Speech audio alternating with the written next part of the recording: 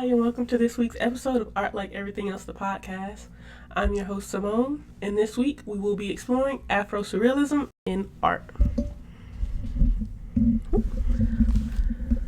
So for those who might not know or need a bit of a refresher, the most common understanding of Afrosurrealism is as follows. So Afrosurrealism are the forms of artistic work inspired by the Black cultural aesthetic with the purpose of liberating the people and expanding the understanding of how Black individuals exist. Now that's the definition I pulled from Medium. Feel free to check out the full article. It will be linked in the description below. And this is the definition that I will be using to explore the works of art today. If you know of any cool projects or works of art that delve or explore Afrosurrealism, let me know. Any work or just in general, any works of art that you love or would highly recommend, let me know in the comments below. I love Afrosurrealism and I'm really intrigued by it as a genre, and I also just love learning about new art. So drop it in the comments. I'll be looking forward to it. With that being said, let's get started. Our first work of Afrosurrealism art is the movie They Cloned Tyrone. So this movie can be found on Netflix and was directed by Jewel Taylor. This movie was released in June of 2023. And because it is relatively new, kind of like how I do with all other relatively new projects, I'm giving you a spoiler warning. If you like a spoiler-free watch, check the movie out on Netflix and then come back. But with that being said, I am going to try to give a description of the movie without explaining away everything. So if you decide to watch it after, there will still be some stuff you can kind of discover for the first time. So the movie They Cloned Tyrone follows Fontaine, who is one of the drug dealers in the neighborhood, the Glen. One night, after doing what he does, he is killed by another drug dealer he had beef with in front of one of his repeat customers. So this customer's name is Slick Charles.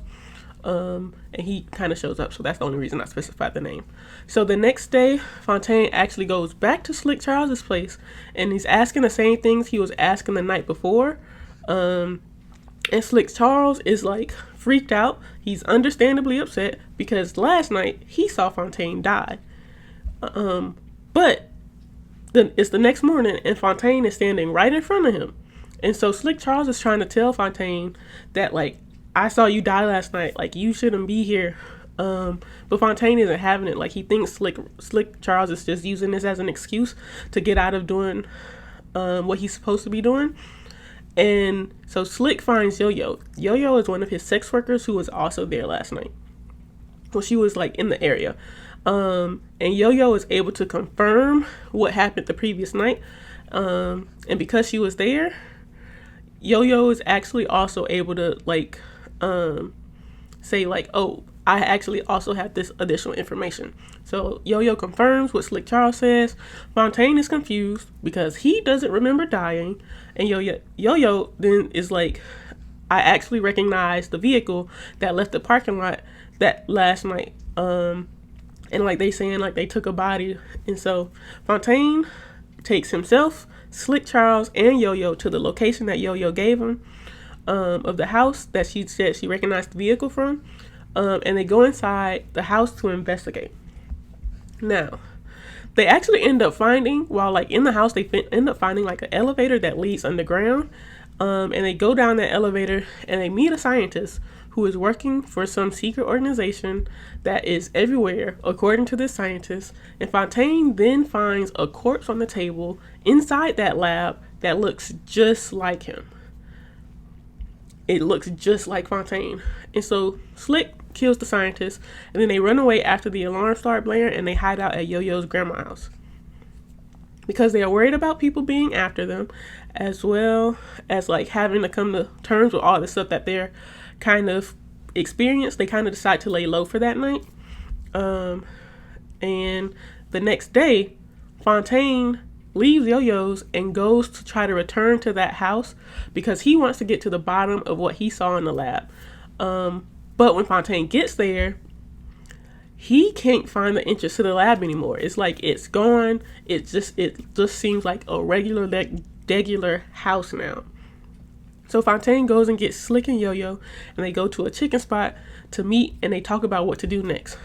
While there, Slick actually realizes that the chicken that they are eating has a substance on it that is kind of making everybody laugh.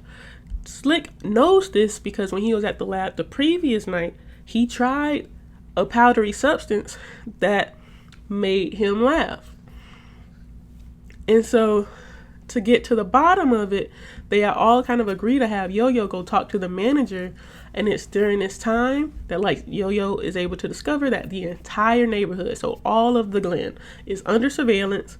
And like they also find out that the substance that's in the chicken is also in grape drinks and it's in hair products. And like it is used at the hair salon, like that's in the neighborhood. They all end up at the church, and while they are there, they actually discover that there is a hidden elevator in the church altar. They go down the elevator and they see that the entire neighborhood has like an underground lab underneath it. And they see that this lab is like making products and foods that the neighborhood usually eats. It's like indoctrinating black people. It has black people locked in padded rooms and they're being experimented on and tested. And like indoctrinated to act like a very specific way and to hold very specific beliefs. They even like find a room that is full of like tanks that has clones of other people that also live in the Glen neighborhood. So it has clones of like the church pastor. It has more clones of Fontaine. And it also has clones of like the other drug dealer. And it also has a clone of Slick Charles.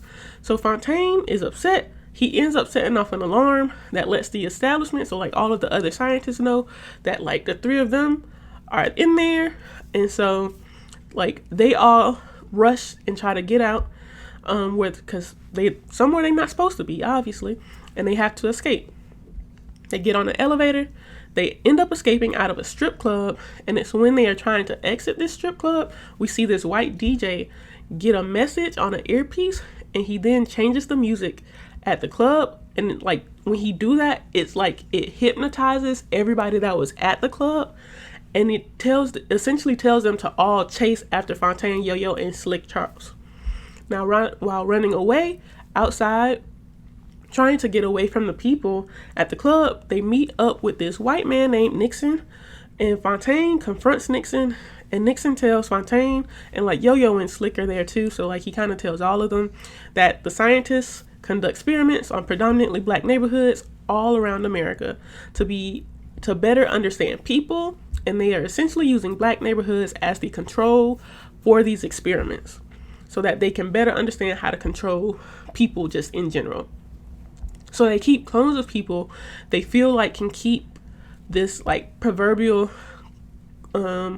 controlled neighborhood gears turning. So like i.e. like pimps, drug dealers, pastors. It is discovered that the entire neighborhood has a trigger word that when said, it like their ability to move and control their actions. Nixon uses this word, and he gives like the three of them the ultimatum, because he uses these words to like kind of put them all in harm's way. But all of the words they do exist, but the word works on everybody but Yo-Yo. And Yo-Yo is then hurt after it's kind of discovered like, oh, she's able to kind of resist the words. Because she ends up like, when like the words don't work on her, she tries to protect Fontaine by like confronting Nixon herself. And so Fontaine decide, after this all happens, we see it's the next day, and Fontaine is actually like, I'm giving this investigation up. It's too serious. It's above me. Like, I can't do this. And because he doesn't feel like he has any other option. Yo-Yo though is like, this is bigger than just us. Like, it affects the entire neighborhood. It affects black communities all over America. Like, it's bigger than just us. And that like, she's like, something needs to be done. And so because she's like determined to do this, she goes solo on this investigation, but she gets discovered and she ends up being trapped. Fontaine, kind of upset about that happening as a result of like all of everything that kind of happened preceded it, he decides like he's going to try to rescue her, and they come up with a plan that lets them get back into the labs again to save Yo-Yo. Fontaine and Slick and others from the neighborhood, they get down to the lab and are able to release the people that are trapped there, including all of the clones. While down there, Fontaine meets up with the OG version of himself, so like the very, very first Fontaine. So really, really old man. And he says he is helping, this old Fontaine is saying he's helping the scientists and the people that are really behind and pulling all the strings and stuff to establish peace by whitewashing black people into white people. So like essentially by trying to turn black people into white people through mind control and breeding out blackness. And really all the other races as well. Like they mention like also like they're just trying to make a single white race. So they're trying to white and get rid of all other races and make a single race for peace. And so like they're doing this through breeding and changing like their DNA. Old Fontaine lost his brother to police brutality, and he believes that the solution to that not happening ever again is to assimilate all black people by turning them white, essentially. Now, OG Fontaine that we started with, he's able to escape, and he agrees to head to Memphis with Slick, Charles, and Yo-Yo while the aftermath of the discovery of the underground labs is being like picked up on the news and it's spreading all over the country. So there's a little more to the movie that I won't say. I do want to make sure if you are interested in watching this movie, I want there to still be some things you can see and learn for the first time. So it's not like I spoiled every single thing and it will ruin like the watching experience. But this movie is a great example of Afrosurrealism because it utilizes the black cultural aesthetic and it explores and seeks to understand how black people exist, and it does so in a way that sort of breaks from our reality in a surreal way. And so this is not unlike our next work of art. Our next work of art is another project that can be found on Netflix. It's also an artist we've talked about before. So our second work of art that we will be exploring is the Vince Staples Show. So this show was released on Netflix February 15th of this year, and it has 5 episodes ranging from like 19 minutes to 26 minutes. So honestly, all the episodes combined are shorter than the movie that we just discussed. So all 5 episodes combined are shorter than the movie They Cloned Tyrone. But it did get picked up for another season, so I'm excited to see how that goes because I really, really like the show. And so I'm going to briefly describe each episode going forward. So if you want to a 100% spoiler-free watch of the show, I suggest you pause, watch all the episodes, and then come back to finish like this episode. And with that being said, the Vince Staples Show follows Vince over several little miscellaneous adventures. So like in episode 1, Vince gets pulled over for speeding and he ends up in jail where he is targeted not just by another inmate who wishes to get signed, but like, or at least just noticed for his music. There's another inmate that recognizes him from the streets and wants violence. And then there's also police that are like misusing and abusing the power they have in this situation. As time ticks away while he's in jail, he's continually harassed by the guy singing to him. And then he's also like come to terms with like, hey, he might actually have to knuckle up and like have this altercation with the guy who wants violence. And then he makes some calls to people outside. The calls don't help. He sticks it out in jail. He witnesses all sorts of strange and almost surreal things. He eventually gets out due to mistaken identity being the reason that he was arrested in the first place. So like he wasn't even supposed to be in jail. And he heads home, and when his girlfriend kind of asks what he did that day, he says nothing. And that kind of concludes that episode. Episode 2 goes to a really fancy bank. We see Vince at a really fancy bank to take out a loan for a business idea he has when the bank is suddenly being robbed by a group of men. However, like when through everything happening, it's found out that Vince actually knows the bank robbers. And so like he utilizes like this camaraderie he kind of has with the bank robbers to get the bank manager to agree to give him the loan that he wanted in the first place. There's some surreal parts, the camaraderie, the conversations, and like the lackadaisicalness almost of like the whole situation. So he talks to these guys about what they want to do and what it is they are hoping to get out of this and all that. When it is discovered that the bank had already been like pre-robbed, it sort of goes down from there. Vince is able to convince them to let all the hostages go, and we see Vince and the bank manager kind of go out.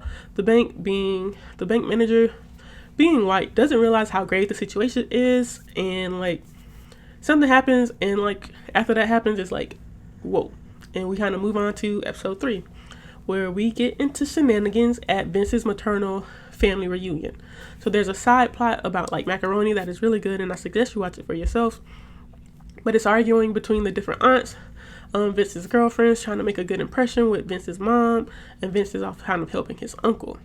There's a lot of like surreal-esque moments there too, which I thought were really good. Definitely worth a check out. So episode 4, Vince goes to a theme park with his girlfriend and her younger brother and his friends for his birthday.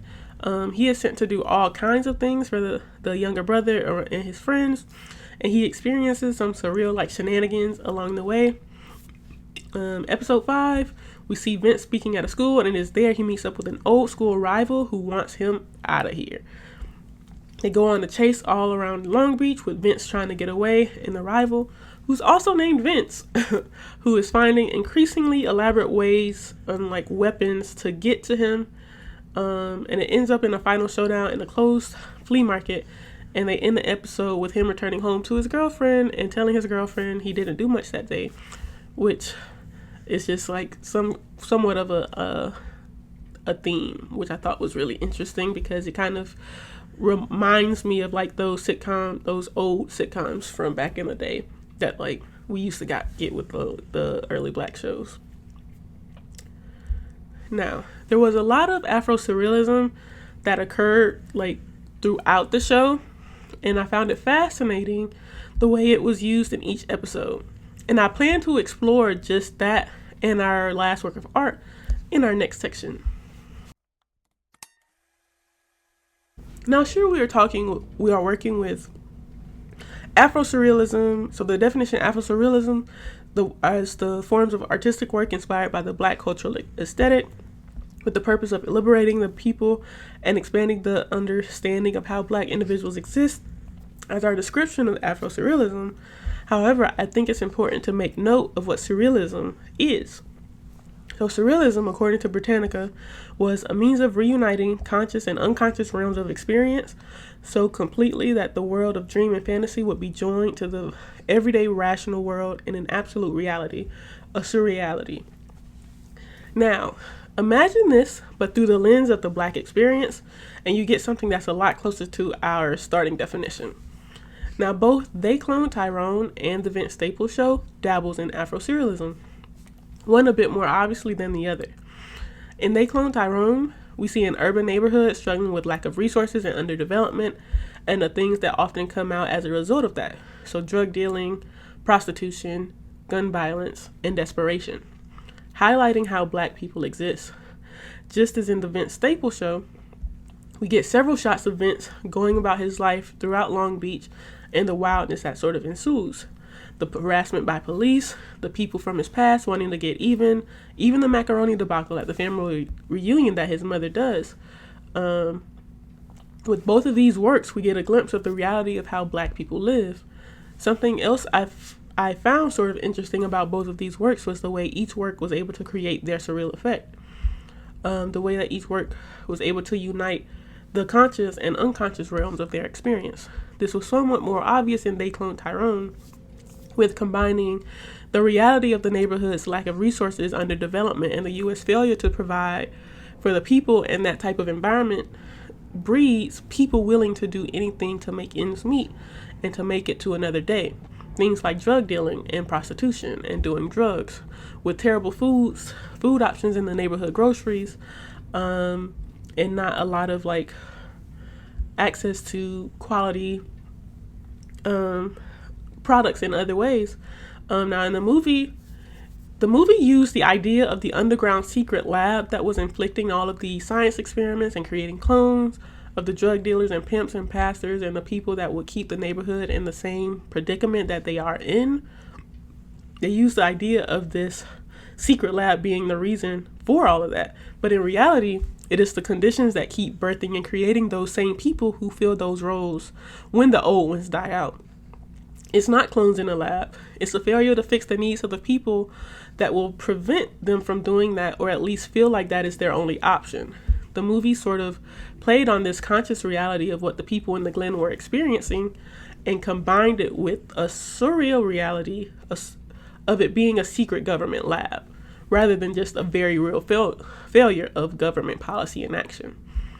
Now, in the Vince Staples show, there were several bouts of Afro-surrealism, like the Uno card instead of cheese in his jail sandwich, magic disappearing uncle at a family reunion, the ominous chicken spot at the fair, the elaborate chase scene in episode 5. There were so many things that felt out of, like, just unexplainable, and out of the ordinary, and like something straight out of the unconscious.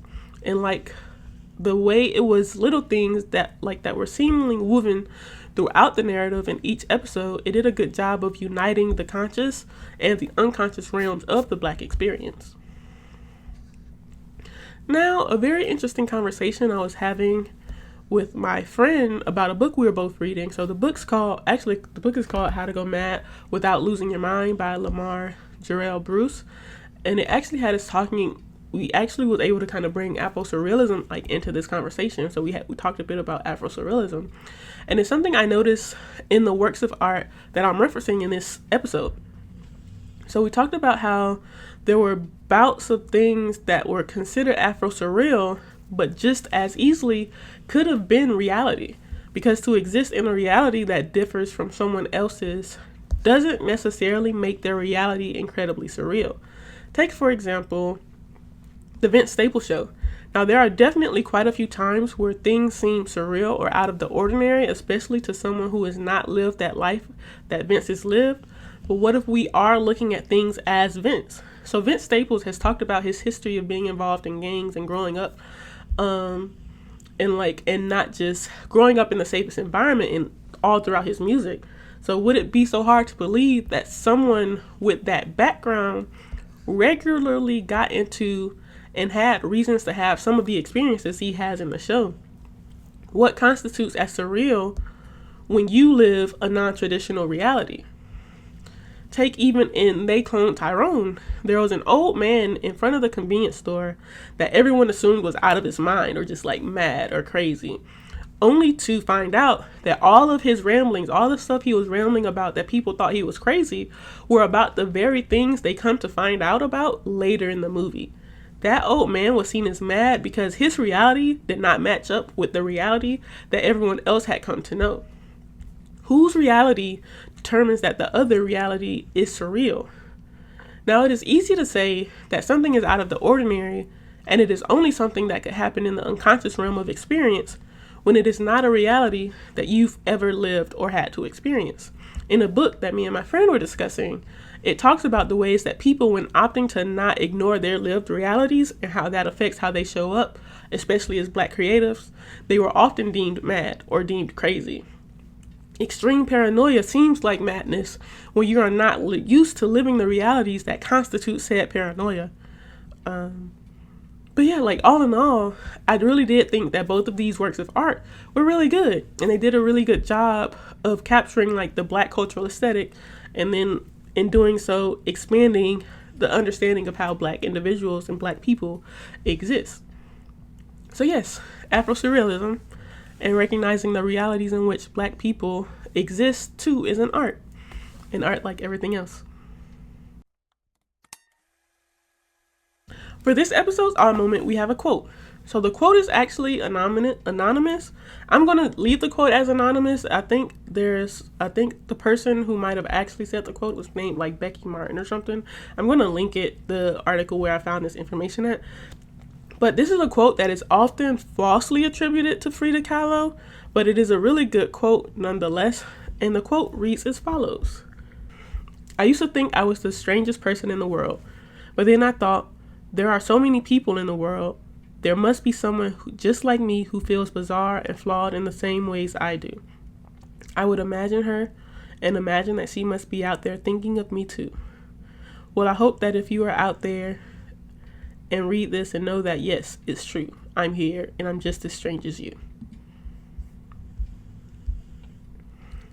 And so I thought this was just a beautiful quote, because I think it's something that many people feel, that many people experience. They think that they are alone, and that they alone feel the way that they do, and that they may be among the strangest people to exist just for thinking things the way they do and thinking about things the way that they do. But you're not alone. There are several people out there who are just as strange as you. I hope that this podcast also helps you to not feel so alone. I do want to give you all a heads up. Next week's episode will be the last episode for this season. I'll be taking a bit of a break from posting, and I do plan to return with the season 3 at a later date.